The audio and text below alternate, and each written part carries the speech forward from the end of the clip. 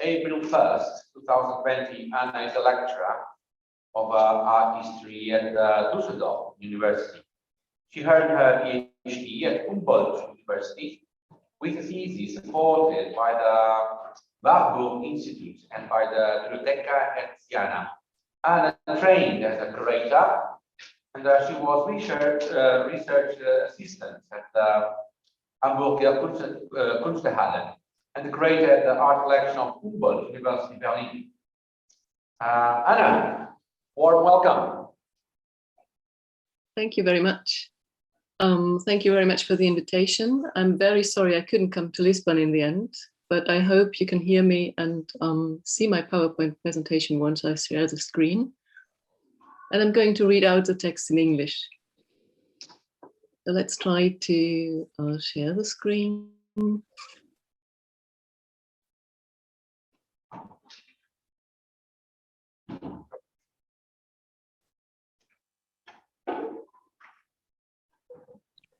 Yeah, I hope it's fine. So the title of my talk is Small-Scale Animals Around 1900, Plaster Sculpture Between Arts and Science. And it's a topic I stumbled across when I was creator at the Humboldt University. So these animals are part of the fine art collection at Humboldt University too. Highly naturalistic animal statuettes, about 30 to 40 centimeters tall, made of plaster and polychromed and impressively naturalistic, are preserved in art collections as well as in collections devoted to natural and or agricultural history. For example, they can be found in Stockholm, Vienna, Budapest, London, Berlin, and Munich. These statuettes were made from the 1880s until the 1920s. Their level of detail varies, but they all are very clear in their rendering of the anatomy of domestic animals and their ancestors. Art historians have given them hardly any attention so far, so this conference seems a good opportunity to present them to a wider audience. And of course, I hope that this brief overview might lead to some of you being able to tell me about more examples, which might be in different places. In order to keep it short, I have somewhat modified the paper. The first part is concerned with the origin of the statuettes. In part 2, I will look at their uses and art responses to them. And the concluding part 3 gives the first consideration regarding their place in an art historical context. So let us look a little bit more closely to a few examples. A horse, a pig, a cow, all standing still in a typical attitude, authentically colored and worked out in great detail. The pig even sports a naturally mudded coat. It's striking just how true to nature these animal statuettes were made to look. As far as we know, the oldest examples were colored by applying oil paint onto the plaster. Each animal stands on a flat pedestal bearing an inscription. In the case of the boar and the horse, these give the animal's name. The boar's is Landsknecht and the stallion's Saint-Gratien, and its gender and species, and the name is owner and the location of its herd or stud. In addition, we are told the year the statuette was made and that it was modeled by Max Landsberg. Some of the pedestals bear the additional information that Landsberg modeled the animal from nature and followed specifications made by a certain H. Zettergast. It's Landsberg and Zettergast, the two men who became the team to develop this particular type of animal sculpture. Max Landsberg was a sculptor. After studying in Breslau and working in a zinc foundry in Berlin, a bursary enabled him to attend the Berlin Academy of Arts. In 1876, he used the travel grant to spend 1 year in Italy, mostly in Rome. From 1877 until his death in 1906, he worked as a sculptor in Berlin. He chiefly created portrait busts, medals, and small-scale sculptures like these animals. Many of his works originated in the environment of either the Ministry of Agriculture or that of the University of Berlin. Well over 30 years his senior, Hermann Zettergast was an agricultural scientist and a renowned expert on animal husbandry. From 1881 to 1889, he was employed as a professor for animal husbandry at the Agricultural University of Berlin. In Germany, it's called the Königliche Landwirtschaftliche Hochschule.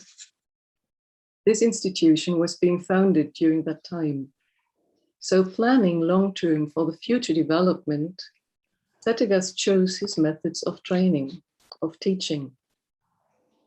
This is the context for his collaboration with Max Landsberg and the origin of these colored plaster animals. In the year of his death, an appreciation of Zettergast concluded that it would remain his eternal merit to have joined the art of sculpture to the teaching of his subject.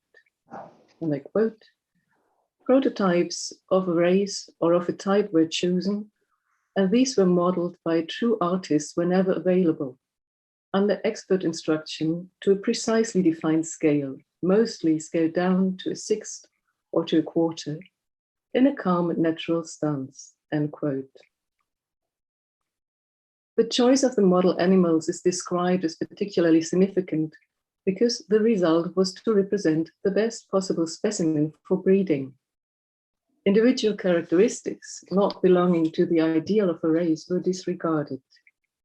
The sculpture was not free to design as he pleased, but had to follow the expert who kept the object's function in mind. The animal figurines are prototypically representations, and they're not true portraits or not intended of individual portraits. While the process of work served to achieve the closest possible resemblance to a live specimen, the names at the pedestals, on the pedestals, were factual information for scientists and foremost for breeders. Zettergast's wish for such vividly concrete teaching materials was in accordance with educational developments at its time. The sculptor Max Landsberg was commissioned to make three-dimensional and tangible teaching aids, comparable to wax moulages for medical students, which were, however, made from casts and therefore life-size. The task required skilled craftsmanship, as well as a trained power of observation. In the Berlin Institute, the polychrome animal statuettes were exhibited along with other illustrative material. The photograph shows the display divided into sections for sheep, cattle, and horses in the so-called museum hall of the zootechnical collection. Here are the figures, and I have some details for you, are complemented by other exhibits that give information about animal races and animal husbandry. There is, for example, a collection of wool samples for which the Institute was famed. Teaching with the aid of animal models was considered the best possible substitute for studying the live animal. It was explicitly considered more reliable than the use of photographs. Landsberg's animal statuettes were produced in as yet unknown numbers and were sold internationally. They also figured at the Paris World Fair of 1900 as part of an agricultural section. However, the only response to be found is a line that they, and I quote, "pleased the average visitor to the exhibition," end quote. The sculptor himself found different uses for his models. During the Jubilee show of the Royal Academy of Arts in Berlin in 1892, he exhibited 3 small animal bronzes, among them a bronze cast of this model of an English-bred stallion. In this way, the animal sculptures that were created based on Zettergast's expertise as academic teaching aids became potential collector's items and found their way into the art world. A similar second case, just for comparison, a similar case of a second life of a related kind of sculpture is known in the case of Wilhelm Wolf, also in Berlin. It's towards the end of his career as an animal sculptor that he developed naturalistic animal trophies which were then cast in metal, bronze mostly, commissioned by the Prussian Ministry of Agriculture. In 1880, Wolf displayed some of them at the exhibition in the Royal Academy of Arts. The sculptors August Brasch and Heinrich Spliet are known to have succeeded Landsberg in producing model animals for the Ministry of Agriculture in Berlin until sometime in the 1920s. But even during Landsberg's lifetime, animal figures for the Berlin teaching collection had also been added from elsewhere.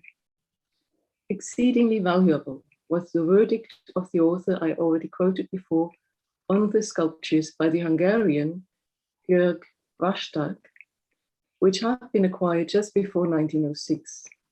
In some respects, they surpassed Landsberg's, the writer added. And you may agree. Vastag had first studied in Budapest and Munich and finally in Paris with the well-known animal sculptors Emmanuel Fremier and Alexandre Falguière.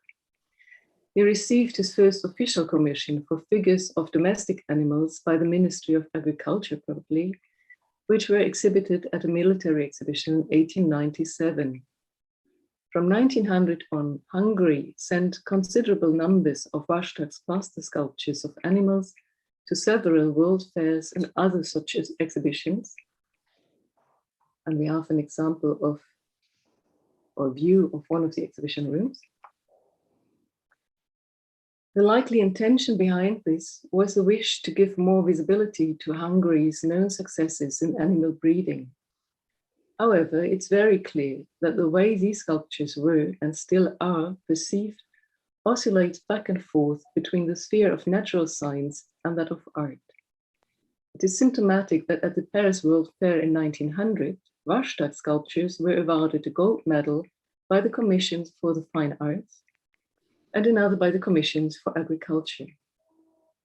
More international honors followed, so Vastag's model animals continued to be commissioned mainly by institutions like agricultural colleges and academies, but for example, also the British Museum ordered about 60 pieces. Vastag's plaster animals are characterized by the great accuracy of detail, including the rendering of odd individual faults, something that does not occur in Landsberg figures, which were made to Settegas specifications. It's most likely that Vastag's vision was more complex than Landsberg's, and that to him the prototypical representation of the animal breed had to include the portrait-like rendering of individual animals. Before working on commissions of this kind, Vastag had studied Landsberg's animal sculptures, which is documented by himself. Thanks to his time in the workshop at the French Animalier, he was prepared for this task. And it seems that he enjoyed a bit more creative freedom than Landsberg, and maybe also he was more in demand as an artist beyond these models. So I come to conclude my talk by giving a small kind of a small idea on the art historical context for Landsberg's sculptures foremost. At the time they were made, the model animals shown were close to some of the themes or subjects which preoccupied contemporary sculpture. Beginning with the Paris Animalier, animal sculpture had been developed into a significant sculptural category of its own. In Berlin, Wilhelm Wolf, the already named sculptor, was at the forefront of this process. And by the end of the 19th century, it was in Berlin again that August Gaul innovated the genre and led it into modernity. In addition, sculptors and art historians engaged in debates about the possibilities of polychrome sculpture. Landsberg himself also participated in this with works that lay beyond his commissions for models like these three. He showed, for example, a polychrome plaster bust colored with oil paint in an exhibition of polychrome sculpture at the National Gallery in Berlin in the 1890s. However, the recent published assessment that his representations of animals are on par with those by August Gaul is unconvincing to me. The two sculptors may share an admirably accurate observation of nature and technical skill, but the model animals developed by Landsberg and Zettergast are not part of any innovative development in the art context, in the context of art world. Their fascination rests on the mimetic imitation of the natural prototype, an imitation made possible by the choosing material of plaster, of painted plaster. Their design was determined by their function as a teaching material that helps students to grasp and to come to grips with a part of this world. So thank you very much. I hope you could hear me.